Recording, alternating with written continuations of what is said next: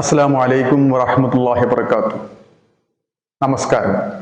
ഇശൽ വീട് 4-ാം ഭാഗമിലേക്ക് എല്ലാവർക്കും സ്വാഗതം.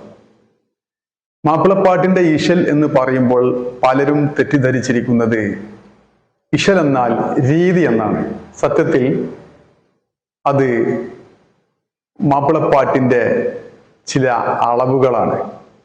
ഉദാഹരണത്തിന് ഈ ഇശൽ തൊങ്കൽ, ഈ തൊങ്കൽ എന്ന ഇശലിലെ ആദ്യത്തെ വരിയിലെ അക്ഷരങ്ങൾ എടുത്തു നോക്കുകയാണെങ്കിൽ 12 അക്ഷരങ്ങളുണ്ടായിരിക്കും.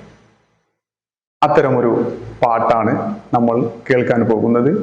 വിശ്വവിഖ്യാതമായ സഫലമാല.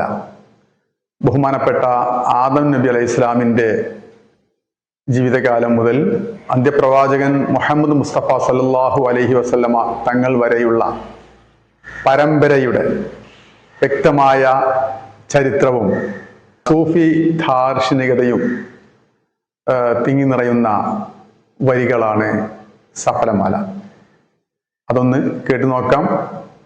ഈ ചാനൽ സബ്സ്ക്രൈബ് ചെയ്യാത്തവരൊക്കെ ഒന്ന് സബ്സ്ക്രൈബ് ചെയ്യുക. നമുക്ക് ഒരുപാട് ചരിത്രങ്ങൾ മാപ്പിളപ്പാട്ടിനെ പറ്റി പഠിക്കാനുണ്ട്.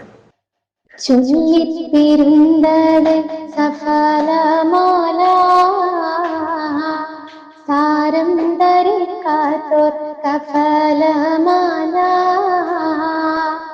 മല്ലാലെതിർക്കൂകിൽ സകലമാല, മോഹം മികച്ചോരിൽ സഹലമാല, കല്ലാൻ കിബിരീത്തുൽ അഹ്മർമാല, കനകം ബവാഖീത്തും ജവാഹിർ മാല, അല്ലാ ഫനാഫലം പണിന്തേ മാല, അതിരമ്പകതാരിൽ അണിന്തേ മാല, മാല ബഹുമാല കമാല മാല, മാനം അപമാനം വശമുൾമാല, മാലാൽ മഹാരാജർ കണയമാല,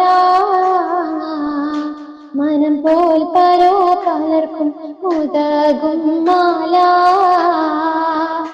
കാലം ഫലായിത്തിൽ ജമാല മാല,